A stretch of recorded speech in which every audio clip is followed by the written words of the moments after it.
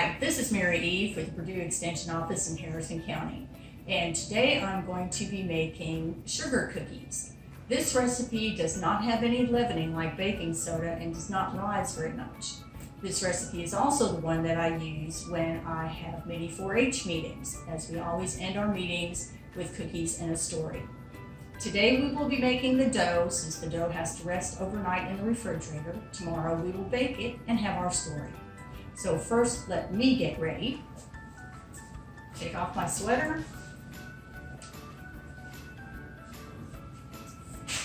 Put on my apron.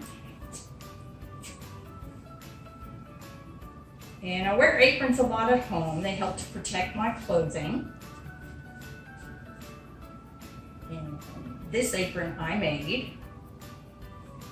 And of course, before we start making any food, we have to wash our hands.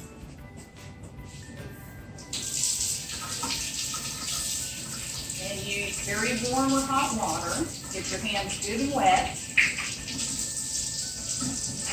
Add your soap.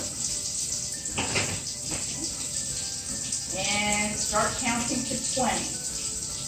When you wash your hands, make sure you get the fronts of your hands, the backs of your hands, in between your fingers, and on the top side of your thumb.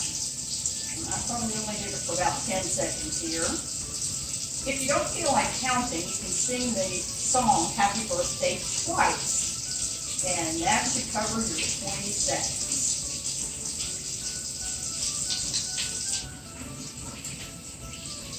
And make sure to rinse your hands under running water. And this water's gotten good and warm right now.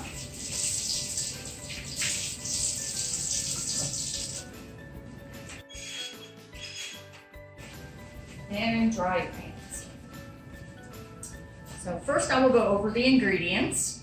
The ingredients for this recipe is 1 stick of margarine and 1 stick of butter. And this equals 1 cup of some type of a shortening. I use a half and half. I like the taste of butter, but my doctor says I shouldn't eat so much butter. So I cut it with 1 stick of margarine, and therefore you have less cholesterol. Next is granulated white sugar. We need 1 egg, a teaspoon of vanilla, salt, and flour, and I prefer the unbleached flour. Now you'll see that I have a scale here. Baking is like chemistry, and you have to have exact amounts of your ingredients. Now a lot of people, when they measure flour, will use a measuring cup. And you're supposed to take your bag of flour and either sift your flour or fluff your flour. Fill up your cup. Don't jar it too much. Level it off. And this should equal 1 cup of flour. 1 cup of flour weighs 4 1/4 ounces. So depending on how heavy you are with your flour,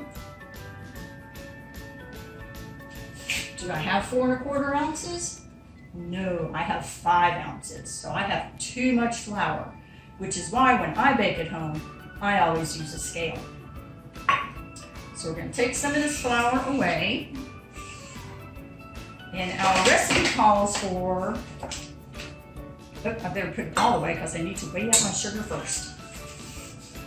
So we're going to put this all back in the flour container.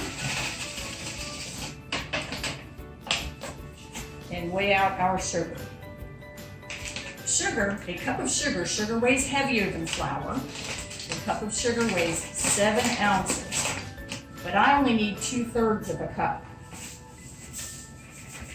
which is going to be just short of 4 3/4 ounces. So that's what I have on my scale.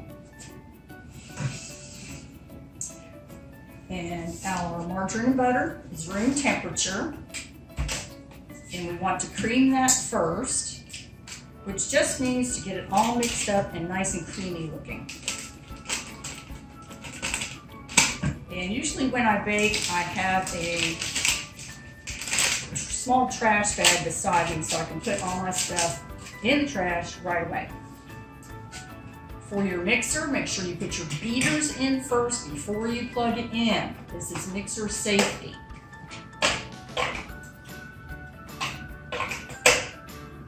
Okay, got them all in there. Gonna plug it in.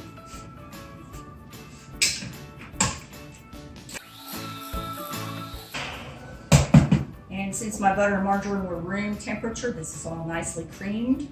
Going to add my 2/3 of a cup of sugar.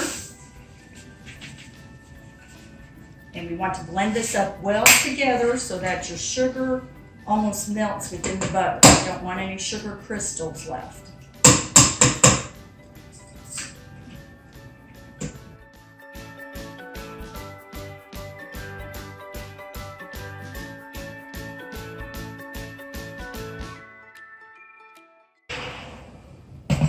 Okay, so that just took a couple minutes and we look all nice and creamy again. Next item you add is your egg. And you don't want to whack your egg on the side of the bowl because you might get eggshells into your egg. If you're afraid of getting eggshells into your batter, smack it on the side of the counter, put it in a bowl, make sure there's no eggshells in there, and pour it into your butter sugar mixture. And try to keep a damp cloth and dry cloth beside you because you will get some egg on your fingers.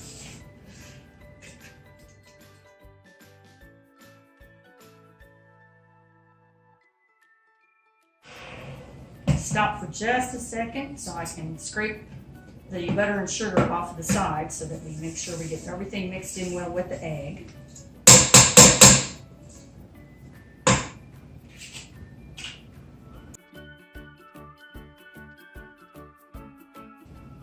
Okay, so now you can't see the egg anymore. We're still looking good and creamy. Now we need the rest of our ingredients, which is 2½ cups of flour. And remember I said a cup of flour is 4 1/4 ounces. So if you take 2½ and multiply it by 4 1/4, you get a little over 10½ ounces of flour.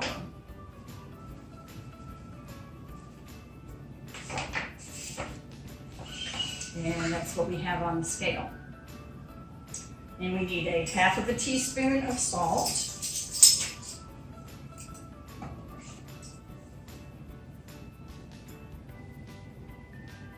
Really, I should be holding this not over my flour in case I spill over.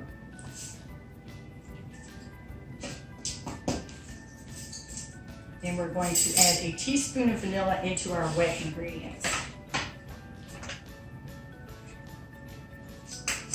And you can add whatever kind of flavor you like. I do like almond, but since almond is strong, I would only use a 1/2 teaspoon instead of a full teaspoon. And mix the salt a little bit into our flour. And we're going to dump it all into our butter mixture.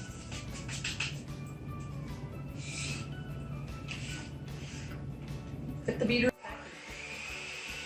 Start on a low speed when you first start, so that your flour doesn't all jump out of your bowl. Even though this is making a bit of a cloud, it would be a lot worse if I turned on high speed.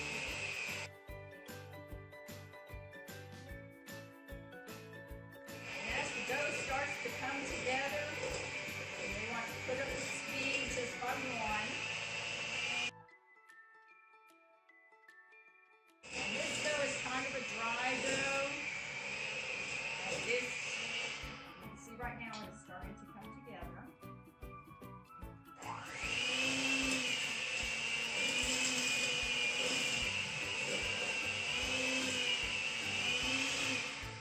Take just a second to scrape down the sides. So you make sure that everything gets mixed up well.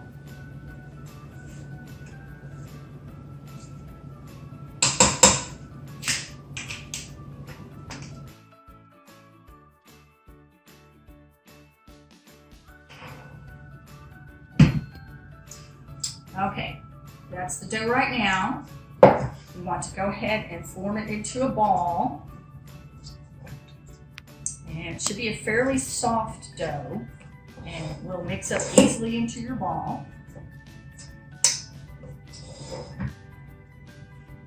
Moving over to our plastic wrap. Shape it into a disc so it cools quickly. And then we're going to wrap it up, and we will put it in the refrigerator overnight. And that's all we're going to do today. So come back tomorrow and we will roll out, bake our cookies, and enjoy cookies in a story. Thank you and have a good day.